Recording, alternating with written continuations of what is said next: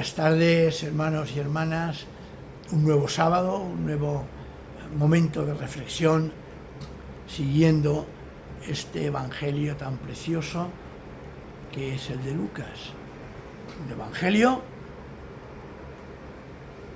que reúne, tiene en sí misma una recopilación de Marcos, de Mateo, y de que toma también, parece ser, otras fuentes orales o escritas de su época y que confecciona de forma magistral Lucas. La porción de hoy la tenemos en el Evangelio de Lucas, repito, en el capítulo 12, del versículo 13 al 21. Y voy a leerlo, porque dice así: uno que estaba entre la gente, fijaos, Jesús en medio de la gente, y alguien de entre la gente que le rodeaba, le dice: Maestro, Rabí, dile a mi hermano que reparta la herencia conmigo. Jesús le contestó: Amigo, ¿quién me ha puesto por juez o repartidor de herencias entre vosotros? Es un mensaje sutil cuando a veces nosotros queremos poner al Señor Jesús de juez en aquellas cosas que tenemos que responder y resolver nosotros. Dice, y dirigiéndose a los demás, fijaos, cambia el enfoque, hay una pregunta, se dirige a aquel hombre y él ahora se dirige al resto de las personas que están allí. Dice: procurad evitar toda clase de avaricia, porque la vida de uno no depende de la abundancia de sus riquezas. Y les contó esta parábola. Sabéis que el Señor Jesús utiliza las parábolas siempre como un elemento precioso y magnífico de enseñanza. Una vez un hombre rico obtuvo una gran cosecha de sus campos. Así que pensó: ¿qué haré ahora? No tengo un lugar bastante grande como para guardar esta gran cosecha. Ya sé qué haré. Derribaré los graneros y haré otros más grandes donde pueda meter todo el trigo junto con todos mis bienes. Luego podré decirme, o como se traduce, diré a mi alma, pero es más entendible, luego podré decirme: tienes riquezas acumuladas para muchos años, descansa, come, bebe, diviértete. Pero Dios le dijo: estúpido, insensato, falta de sabiduría, vas a morir esta noche. ¿A quién le aprovechará todo eso que has almacenado? Esto le sucederá al que acumula riquezas pensando solo en sí mismo, subrayo, pensando solo en sí mismo, pero no se hace rico a los ojos de Dios. Es decir, no aquel que también piensa en los demás. Para nosotros los humanos nos es difícil muchas veces distinguir entre lo que desaparece y lo que realmente dura. Nos parece que todo es para siempre. Cuando yo me compro un coche o me compro unos zapatos, raramente pensamos en que tiene un límite de tiempo. No pensamos en el fin de aquello que hemos comprado. Y nos parece que todo es para siempre. Y no es así. Las cosas tienen un límite. Las cosas terminan. En nuestra sociedad somos constantemente bombardeados por el consumismo. Tenemos casi una obsesión enfermiza en adquirir más cosas, cada vez más, tener más, subir el estamento social. Pero en esta escena Jesús nos recuerda que hay cosas importantes y otras cosas que son accesorias y perecederas. Que la vida no es acumular cosas, ni sentarnos en disputas materiales, sino que realmente nuestra vida consiste en sembrar y hacer crecer las cosas espirituales. Será entonces cuando dejemos todo esto atrás y podremos ser verdaderamente ricos, o mejor, verdaderamente libres. Porque la pregunta ante esta parábola es muy directa. ¿Qué tesoro me puedo llevar después de la muerte?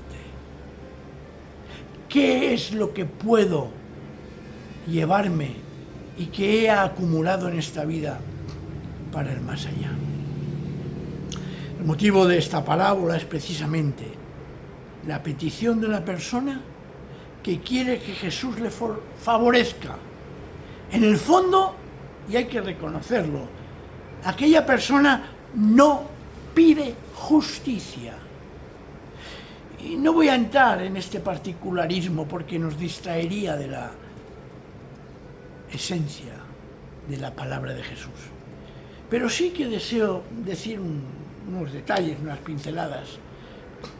Mirad, en aquella época el repartimiento de la herencia era de esa forma. El hijo mayor heredaba el doble que los demás. Y la herencia tenía una función muy concreta, que era la provisión para el futuro de la familia y el estatus familiar. La mayoría de las veces donde se menciona la herencia en el Antiguo Testamento, en la primera mitad sobre todo, se refiere a Dios otorgando la tierra prometida a los israelitas como herencia. Y ya que la tierra fue dada por Dios pero con una particularidad, para las familias individuales, a las personas, pero que ellas no podían disponer de sus tierras de manera permanente.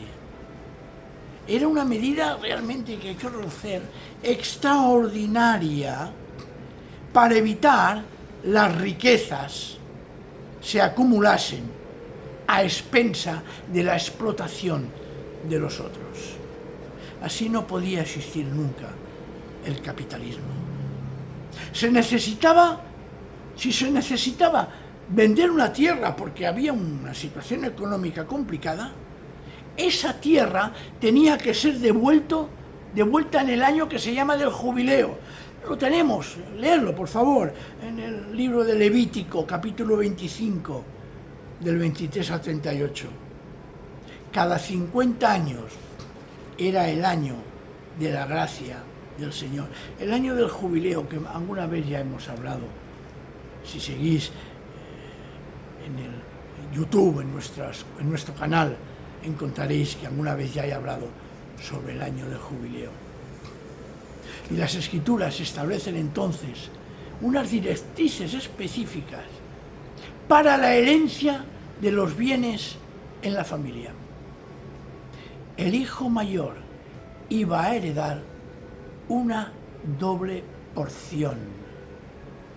Esto me recuerda a aquella parábola del hijo perdido, ¿verdad? Cómo se queja el hijo mayor por lo que el padre le había dado al pequeño. Pero ¿cómo te vas a quejar si vas a recibir o has recibido ya el doble? En Deuteronomio capítulo 21, el 15 al 17, también tenemos una preciosa referencia. Y si no había hijos varones, eran las hijas que se les permitía heredar las tierras de su padre. Tenemos un ejemplo precioso también en el libro de Números 27:8, porque la idea era que continuase la tierra en posesión de la familia. Y si no tenían hijas, entonces el heredero sería el criado o siervo preferido o un pariente más lejano. En Génesis 15:2 encontramos como Abraham le dice, un hijo tuyo, el Señor le dice, Abraham, un hijo tuyo va a heredar. ¿Quién va a heredar mis posesiones? Y dice, Eleazar, mi siervo preferido. Y el Señor dice, no, va a heredar un hijo tuyo que yo te voy a conceder. En ningún momento la tierra podría pasar a otra tribu o incluso a otra familia. El propósito de pasar la tierra siempre en la misma familia era asegurar que la parentela, que todos sus miembros tuvieran un medio de sustento y supervivencia para siempre. Así que vemos que en nuestro caso, un hijo quiere que de la doble porción que ha recibido su hermano mayor, le dé la mitad. Quiere romper esa tradición. Pero lo hace demostrando un gran egoísmo y codicia por encima del bien común. Y la respuesta de Jesús a esta propuesta es precisamente la parábola que hemos leído hace un momento. Porque Jesús vio una avaricia enorme por parte del que se lo pide. Y Jesús no quiere entrar en ese juego. No le interesa. Son cosas que han de resolverse entre ellos. A veces, como ya he insinuado antes, a veces ponemos... Esto sí que es en el fondo tomar el nombre del Señor en vano. Poner al Señor como testigo de algo que nos interesa a nosotros, que se resuelva siempre a nuestro favor, bajo el paraguas o la apariencia de que es el Señor que lo hace. A veces queremos nosotros que Dios entre en nuestro juego para conseguir cosas que realmente no son del Señor. Nos gusta poner a Dios de nuestra parte, aunque no sea su voluntad lo que queremos.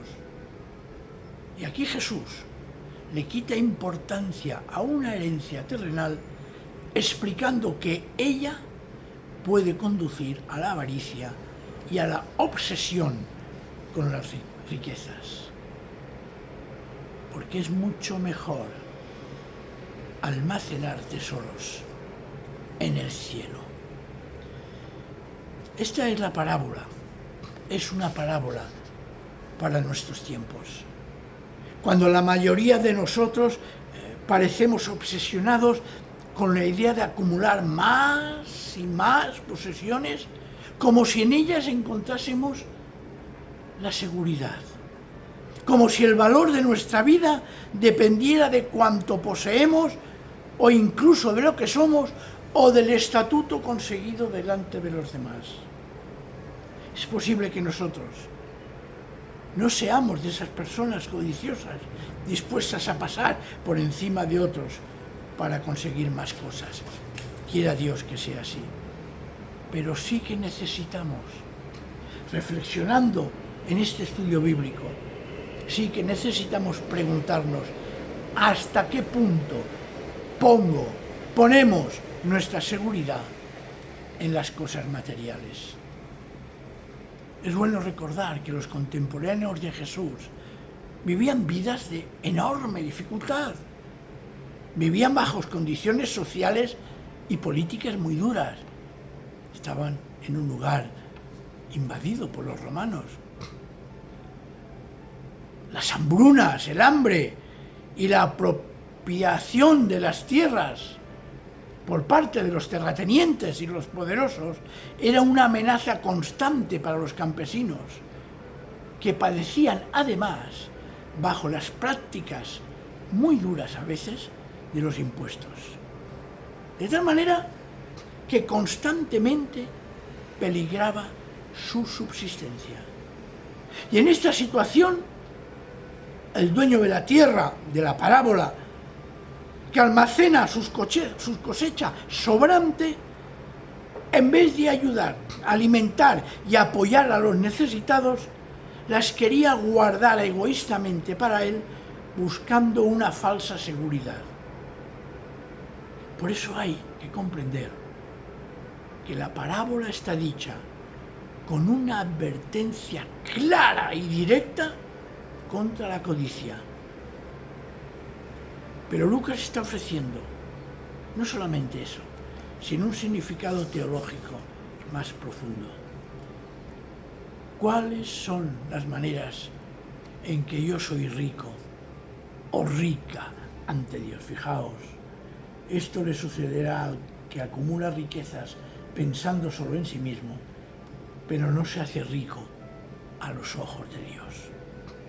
El hombre rico tiene un completo yo, un egoísmo total.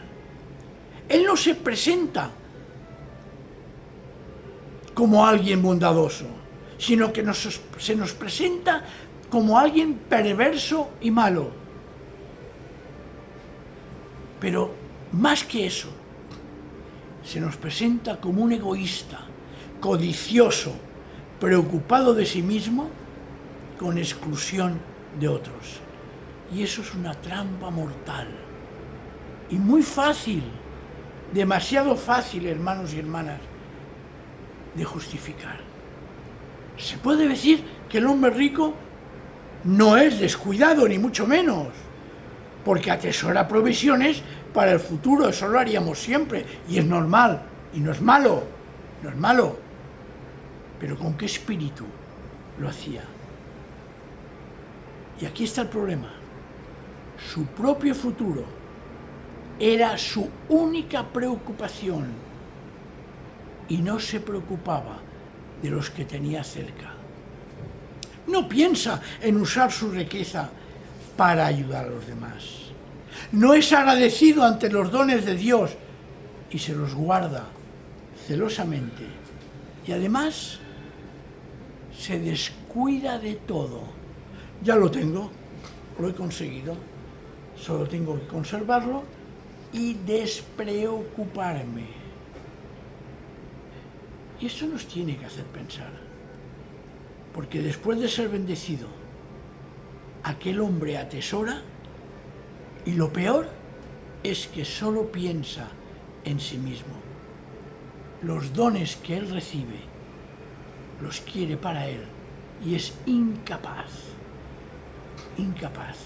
de pensar en los demás y solo de pensar en sí mismo. Hoy nos podemos preguntar, con lo que tenemos y hemos recibido en la abundancia de Dios,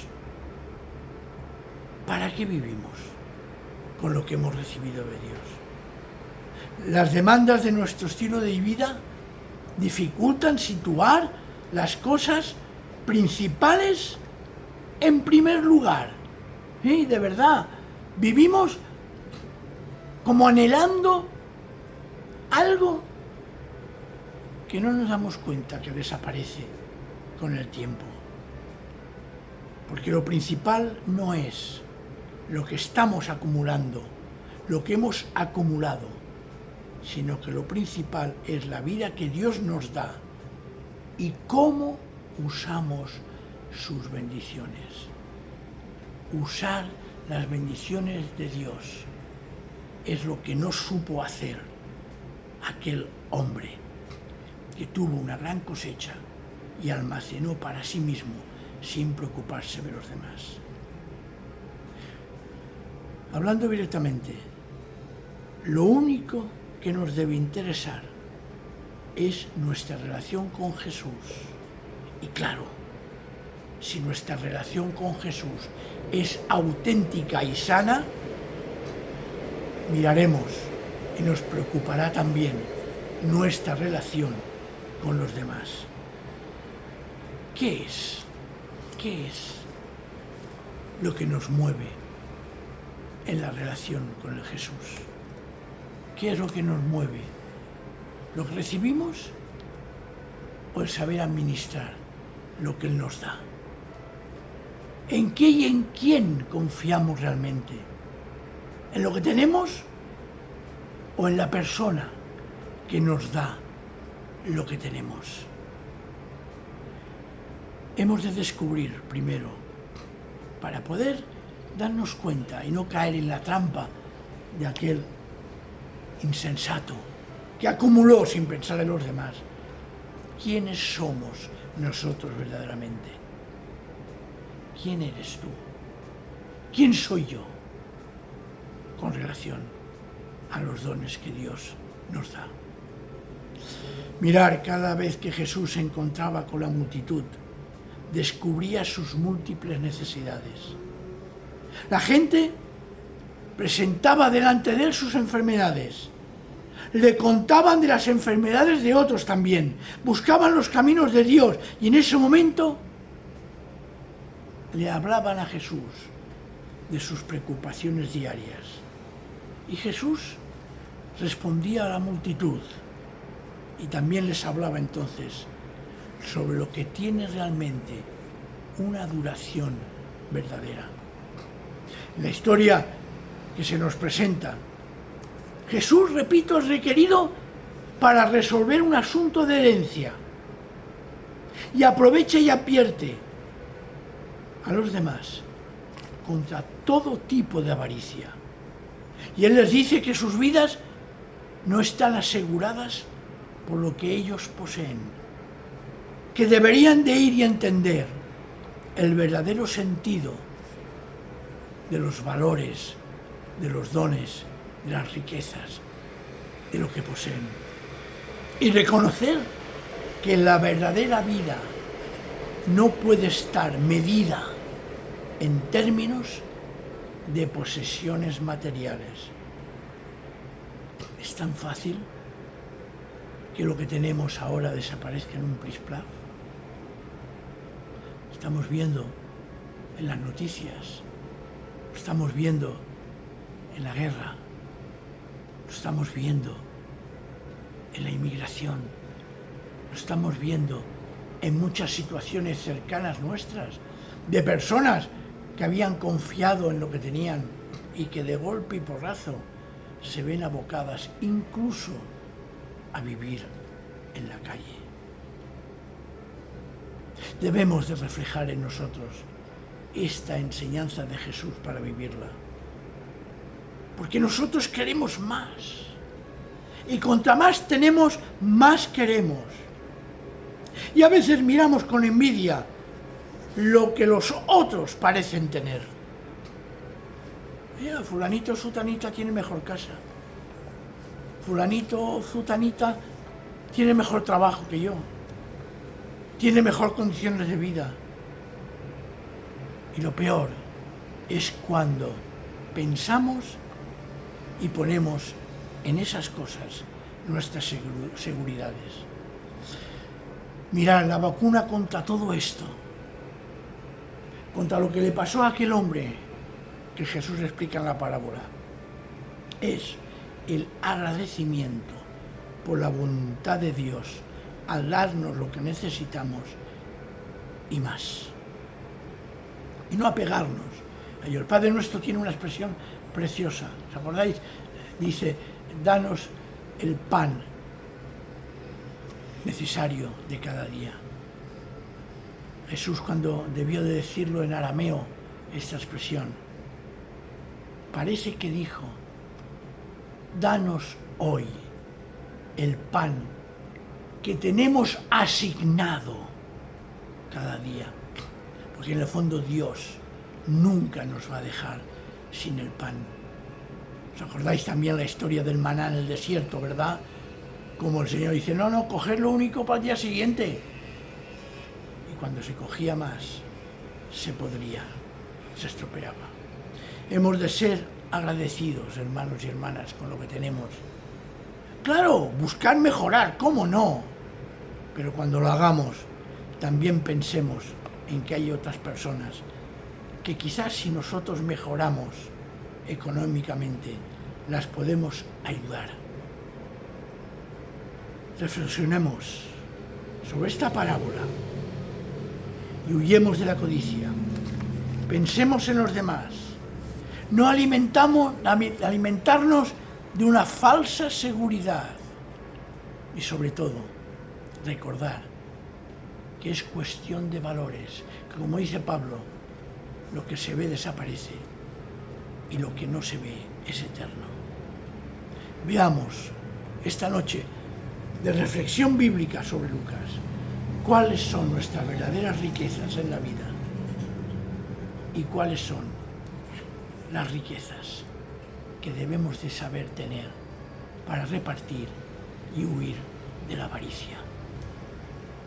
Seguiremos, hermanas y hermanos, el próximo día precisamente con un tema precioso, como complemento a lo que hoy estamos diciendo, la confianza en Dios, como Jesús nos habla, de que hay que confiar en el Señor y no en nosotros mismos ni en lo que poseemos.